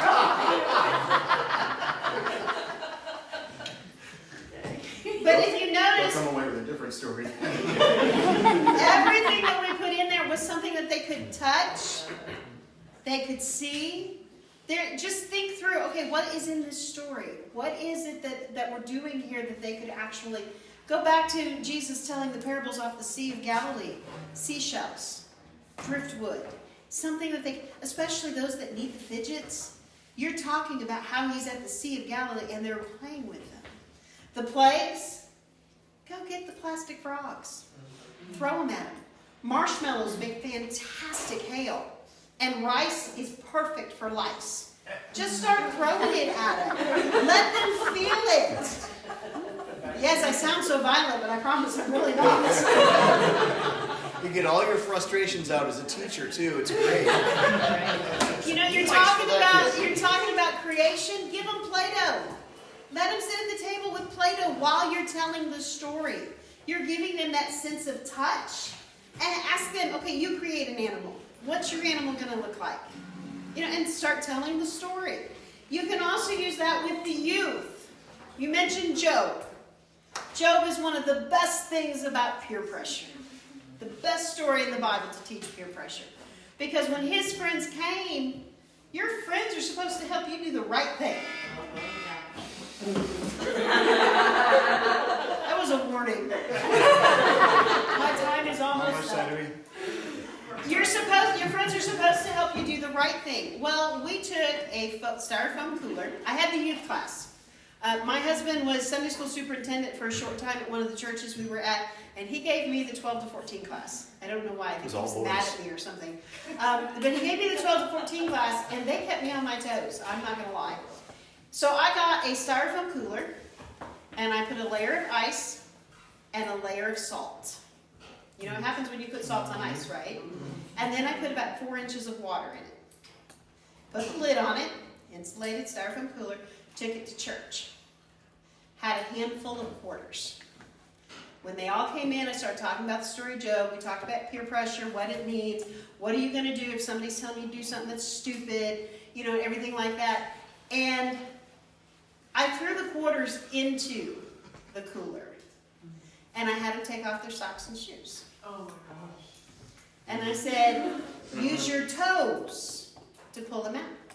If you can pull out 4 quarters, I'll give you a $10 bill. Immediately, yes. The first kid puts, oh no, it wasn't easy. First kid puts his toes in there and they're all gung-ho and he jerked that foot out so fast. Oh, I ain't doing that. Because that water was so cold it hurts the moment you touched it. The other kids taught the lesson for me because they immediately started telling, oh, come on, don't be such a sissy.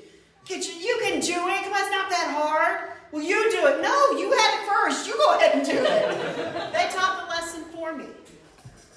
Something they could feel, something they could see. They could hear their friends egging them on. It is amazing if you just put some thought. What can I give them to see? What can I give them to feel? What can I give them to hear? And then, of course, there's always the sound effects. Sound effects are amazing. When you can add sound effects, it brings a story alive. You want to talk about the Tower of Babel? Get all of those overlapping conversations. iTunes has got an amazing sound effect library. And you can pull them right up on your phone, hook it to a Bluetooth speaker, and you can fill an entire Sunday school room with just a babble of voices and the confusion. And immediately your kids are going, I can't understand what they're saying. Well, that's what it was like. That's what it was like. Sound effects give them something that they can hear. But there's also the other things. If you're telling the story of Jesus taking a nap on the storm, get those storm sound effects. Get the metal baking pan and move it like that so that it makes the thunder and lightning sounds. It's a horrible sound, but it works. It's awful. And then there's always smelling. Again, you have to know your kids. What can you use? What can you not use? But there are things that are amazing to use. Do I dare? You should dare unless you want me to do it. Do you want to do it? Sure. Sure. The time that I gave her the 12 to 14-year-old boys, it was all boys. And most of them were kids that just came to church once a week and didn't have much of a Christian home. And so they were involved in a lot of things that a lot of preteens were involved in, and they were watching and looking at things that they should not look at. And once that's in your head, you can't get rid of it. Once those images are in your mind, you can't escape that. And it was a problem with our boys, and they were all doing it. Look, on websites they shouldn't be on, etc., etc. And so we had to come up with a way to teach these kids who don't have a solid biblical foundation on how and why that's not right.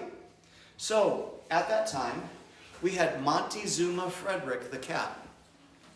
He had a big name because he was a big cat. He was 1/4 wildcat, and he was domesticated and lived in our house. He was so big that when it got hot outside, he would go and sit in our bathtub. And he would, from end to end. From end to end, he would fill up the bathtub. His waist was the same size mine is. If I was cooking and he wanted to see what it was, he just put his paws there and looked. He weighed 30 pounds. Holy cow. No, I'm sorry, he weighed 50 pounds, and I'm not exaggerating. It was 50 when he died. He was a big boy. His belly dragged the ground when he walked, and people thought when they walked into our house, they said, "What is that?" He was great for door-to-door salesman. He was. Fantastic. Jehovah's Witnesses would come over. We'd say, "Come here, boy." But Monty had a problem. He had some gastrointestinal problems. And if we gave him a little bit of milk, he had some big issues. Oh my goodness. You could smell it throughout the entire neighborhood. And we had to, he had the domed litter box, and we had to get rid of the dome because he couldn't get out. He got stuck. We heard him in there. He got stuck. Anyway, as she was preparing for her class and deciding what to teach these boys or how to teach these boys about that particular lesson, I believe the Lord inspired her. And she fed Monty milk on Saturday night. Milk and cottage cheese. Lo and behold, Sunday morning there was some beautiful offerings in there. Oh, it was awful. I heard him get in the litter box and I got ready. This is not an easier to get permission than forgiveness scenario, okay? But anyway, she bagged it up and took it to church. I did. I put it in a plastic grocery store bag, tied it up, put it in another bag, tied it up. I'm not advising you to do this, okay? But it was a powerful lesson in more ways than one. Anyway, it was the middle of winter, and I believe that we cranked the heat up all the way in the classroom. We arrived about an hour beforehand. and she opened up that bag. I put it down inside of a trash can. I didn't just open it in the Yeah, room. it wasn't was right in the there. trash can. And then I opened it. And Closed the door. And she told someone it was very hot in there, Very hot. very smelly in there. Oh, it was awful. And she told someone about every 10 minutes, I want you to come and just fan the door open and close the door and come and check on me and see what's going on. Needless to say, the boys walked in the classroom and said, "What is that smell? What is going on here?" And of course, my wife was playing dumb the entire time. And they discovered it all together. And she said, "Boys, just tie it up and get rid of it. Take it out to the dumpster back behind the church." And they reluctantly did that. I'm not going to do it. I'm not going to do it. But eventually somebody did it and took it out. Needless to say, the smell was still there. It was still very warm in the room, and every 10 minutes somebody came and would fan the door open and close. And the lesson is, you're seeing something you shouldn't have seen. You forgot what the boys said. What did they say? We went through just doing random stuff. I didn't even get to the lesson yet. And after the third time somebody had opened that door and put in the fresh air and the smell hit you all over again, they said, "Why does it still stink in here? We got rid of it." And even though you've repented, even though your sin is gone, those images are still in your head, and you can still see that, and you're still dealing with that. And it was powerful. And she used some of the six senses. Hopefully not taste. Just so you know, I did get But you can, my mother called once and she asked for my bread machine. She was teaching on the 5 loaves and 2 fish. And my bread machine has a 1-hour bread cycle. She plugged it in, put all the ingredients in it, started teaching her lesson, and halfway through the lesson you started smelling bread, baking, as she's talking about providing the lunch, and that was also their snack. So she did taste and smell. Smell is powerful. Have you ever smelled something and it triggers a memory? Yes. I bought some laundry soap and I opened it and started crying because the smell just triggered a memory.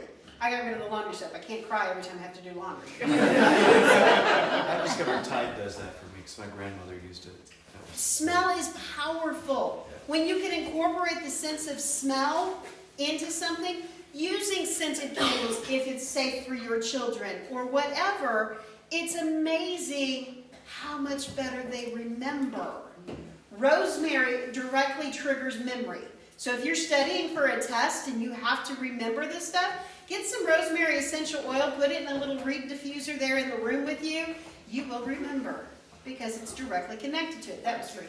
Okay, so we're down to taste. I'm trying to hurry here. Taste using snacks is always amazing. I'm not good at snacks for that. I like to just do brownies and Mountain Dew and call it done. But we did do prayer burgers. Have y'all seen the poster board that they used to come? Well, to me that's boring. I've looked at it for 20 seconds, I'm done. That's the way my brain works. I have to change up my decorations as often as I can. I have to add new stuff because the way my brain is, I've already seen it, I'm done. Moving on. I have 1,400 tabs open in my head at any one time. And yes, I am a true multitasker and I can follow 3 conversations at the same time. Yes, you can. Drives him insane. Oh. It's my superpower, okay? But the poster board of the prayer burgers wasn't cutting it for me. So again, I did not, you know the pastor's in here, right? Before you try I did not ask for permission. Before you try any of these things, you need to run it by your pastor first. I brought a grill to That's the safe Sunday answer. school.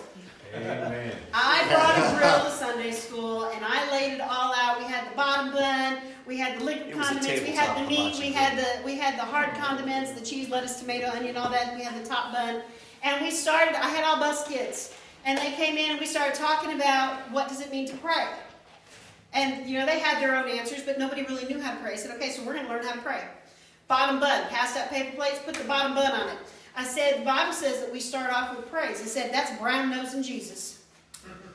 These were street You want your mama to do something nice for you, you're going to sweet talk her to pieces. Right. You're going to butter her up and make her feel so all gushy-gushy-mooey inside. That's what you're doing to Jesus. You're such a great God. You're a mighty God. Boy, you did a great job making stuff outside. And we started coming up with things that we could say that were nice to Jesus. I said, now hold it. You broke your mama's favorite vase last week. Before she does anything else for you, you're going to have to apologize for that. So the next thing we have to do is we have to repent. Grab that ketchup, grab that mayo, grab that mustard, squeeze it on there. That's your repentance. The very next thing you have to do is tell them you're sorry for all the mess ups you did. All the mistakes. You have to tell him you're sorry. And then we're going to go to the meat of our prayer. What do we need to talk to him about today? What is it? We put the hamburger patties on it, and I just let them talk. Do not do that unless you're prepared to have your heart broken. To listen to these kids talk about what's going on in their life. We put the meat of their prayer on there, and they're just talking about how life is so hard at their home. They're hoping their daddy comes home, grandma's in the hospital, whatever. The meat of our prayer. What do we need from Jesus? Then we got to the hard condiments, the cheese, the lettuce, the tomato, the onion. As we put those on, I said, this is intercession. That's when you're praying for somebody who can't pray for themselves. They either don't know Jesus, they don't know how to pray, they've never even thought about praying. So we're laying it out there, and they're starting to talk about people that don't know how to pray. People who don't know Jesus. My cousin, my best friend. I said, and then when we finish, we always finish with a thank you, Jesus, and more sweet stuff. Put that top bun on there, and let's tell God how good he is. 2 things happened from that lesson. Of course, we had sight. They could see it coming together. We had smell, because those burgers smelled amazing on that grill. You had hearing, because they heard me talk with each and every one of the condiments. And you had taste. And of course, it was so much fun to make hamburgers in Sunday school. Who does that? I opened my door to see if they were about done in big church, and I had a whole line of men who'd smelled the burgers. Waiting for leftovers. The other thing that happened took about 20 years, but I got a Facebook message from a name that sounded vaguely familiar, and it was one of those bus kids. And she said, I'm hoping this is Sister Borlik from such and such a church. She said, I just wanted to let you know, I can't eat a cheeseburger without praying first. Because I gave them something that brought it home. The sense of fun is our responsibility. You want to keep the kids' attention, you make it fun. You keep switching it up. It can be as simple as telling jokes. It can be as simple as telling a story. It can be throwing a game in there when they least expect it. Make it fun. Oh, you know what? I didn't even talk about why. Why are we doing this? Remember when I said you have to ask yourself who, what, when, where, and why? I didn't even mention why. Why? Why Because we like it. are we doing this? I'm not going to lie. This is work. You're going to work at this.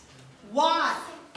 You have to find your why. You have to find the reason why you want to put this work into it. Why are we doing this week after week, trying to reach these kids, trying to put the love of Jesus in them and help them remember the lessons we're teaching?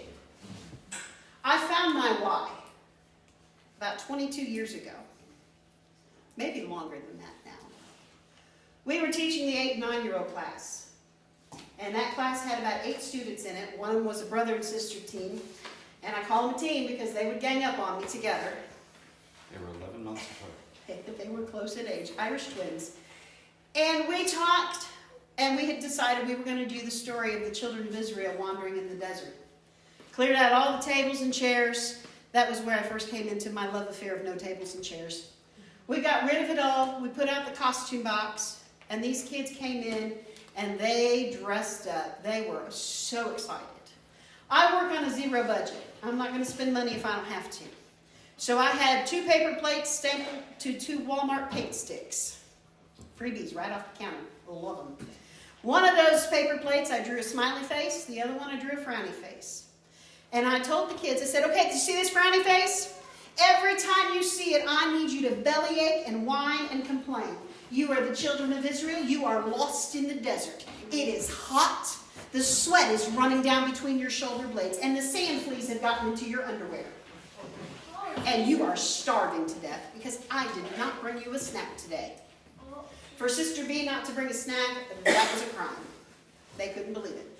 Don't worry, I had my mom bring it, so I didn't lie to her. I said, but every time I put this smiley face up, I need you to bury your face in this carpet and start talking to Jesus because he's the only one that's going to help you now. You're stuck in here with me. We're in the desert. We started marching around that room, making up songs as we went, and I've got that frowny face up, and they're going to town complaining. At first it was funny. And I'd put up that smiley face and they'd go to praying, and at first it was funny. But by about the fourth time around the room, it's getting real now. This is getting boring. They're hungry. They haven't had their snack. And Sister B always gave them their snack first. I didn't eat breakfast this morning because you always give us a snack. So this time when the smiley face goes up and they get down on that carpet, they're praying that Jesus sends them a new Sunday school teacher. They want the superintendent to come and knock on the door. They're calling him by name out loud. I said, you're supposed to be talking to Jesus, not him. We go around the room one more time. And this time you can tell they've just about had it. Their steps are very slogging. They're getting slower. Their shoulders are slumped. About the way I imagined the children of Israel felt. I put up that smiley face for the last time, and they got down on that carpet, and I heard, oh, Jesus, I just want this to be over. Can we end this? And when they got down that last time, my husband and I had bowls of dry, instant mashed potato flakes, and we started just flinging them across these kids. They felt it hitting them, and they looked up, and they knew immediately what it was. It's manna! And they're scraping it together in piles. They're shoveling it in their mouths. They're doing all this stuff. And I had little Ziploc bags with a construction paper tag that said, God will take care of me. And we wrapped up our lesson by putting it all in bags and explaining to them, even when the children of Israel felt like everybody had abandoned them, God still took care of them. I didn't think anything else of it. It was just another lesson. Not too long after that, my brother and sister duo, they moved away. Their dad had decided he needed to go help his mom, who was a widow, so they moved south. Never thought about it. We just went on with our life. And about 10 years ago, 8 years ago, 8 or 10 years ago, my mother called. And she said, guess who's moved back north? And I had no idea, Mom. I don't know. And she goes, well, do you remember? And I said, oh, yeah, I remember. She goes, but they came back without Dad. Me without Dad. Dad was a preacher. We don't know what happened. I didn't ask. But there was a trial and a jail sentence and a divorce. And Mom moved back north with the 2 kids. Well, I'm glad they're back north. I hope they're doing well. Again, didn't cross my mind. Didn't really think anything much of it. It's just another life story. I was shopping, and I felt this arm go around my shoulders. And if you know anything at all about me, you don't touch me without warning, because I will knock you out. I have a lot of Jesus, but there's still a lot of hood here, okay? I'm a street rat. I can't help it. That's the way I was raised. Amen. And I froze, and I turned. I was very circumspect. I controlled myself. And I turned, and it was the little girl, the sister. And I called her by name, and she wrapped her arms around me, and she squeezed me so tight. She wasn't a little girl. No, she wasn't. No, she's over 6 foot tall. She's a beautiful young lady. And she squeezed me, and she said, Sister Borlik, I was really hoping I was going to get to see you. I said, how are you? She said, no, it's my turn to talk. Because that's what I used to tell them in Sunday school. It's my turn to talk. I said, okay, what do you want to say? She goes, you know, after the trial, and I knew Daddy wasn't coming back home. She said, we were packing up to move without Dad. And over my bed, I had a bulletin board. And as I was pulling everything off of my bulletin board and packing it up, I pulled off a little Ziploc baggie that says, God will take care of me. You want to know why I do this every week? Why do I bother doing this every week? Why am I exhausting myself? Why are we putting all this work into it? Because somewhere there's a child who needs to know in the worst time of their life, God will take care of me. Why are you doing what you're doing? So, close your eyes for a second. I want you to think about that kid in your classroom. And what you're seeing, what you're doing may seem mundane, week after week after week. Trying to get them to behave, trying to get something good inside their heart. That lesson that you think is immemorable. That lesson that you think had no effect and it went right over their heads and they didn't know. You don't know. You don't know how God is using you. In your classroom, maybe your next pastor. In your classroom could be the next governor of Indiana. In your classroom could be that missionary to whatever.